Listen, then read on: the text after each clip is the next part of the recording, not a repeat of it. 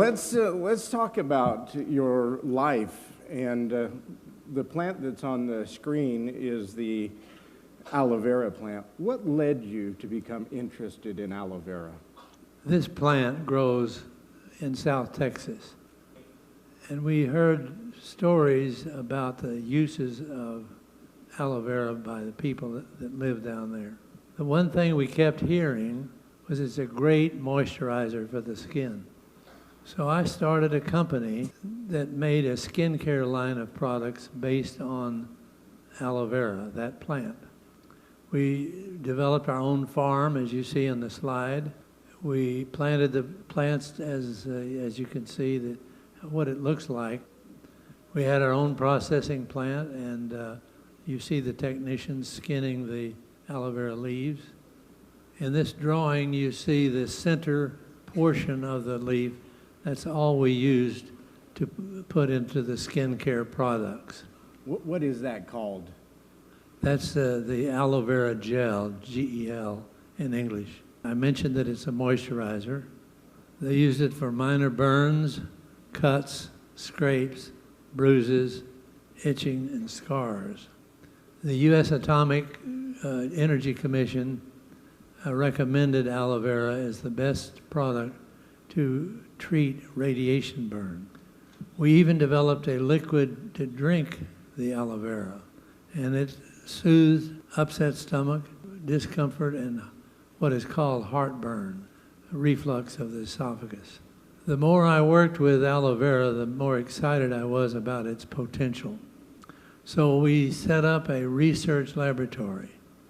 We hired an MD, 2 PhDs, and some technicians, and asked them to find the secret of the aloe vera plant.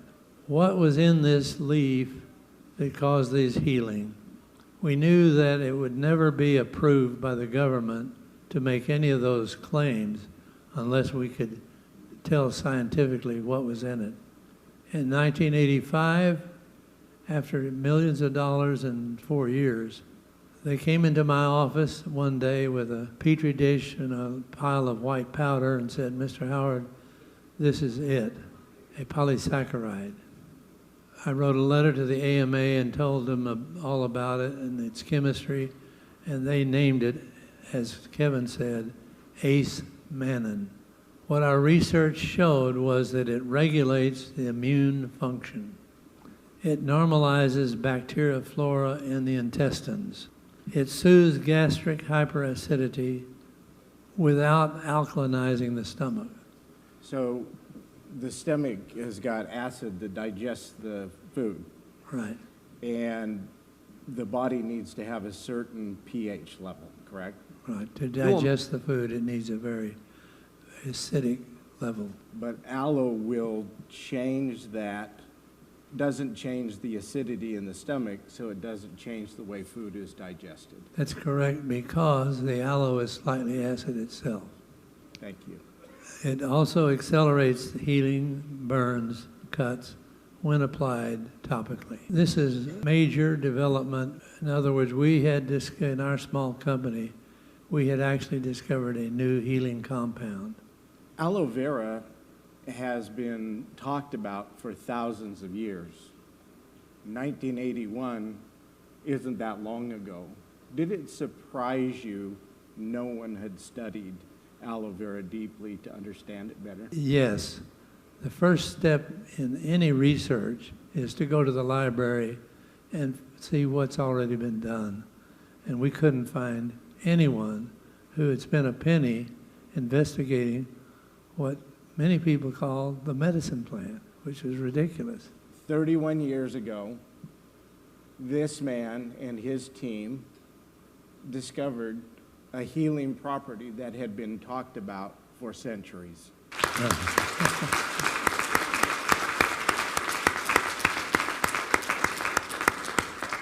Can I ask you one more question? Sure. Who funded the research? We funded 100% of the research. Thank you for doing No that. government grants. That's amazing.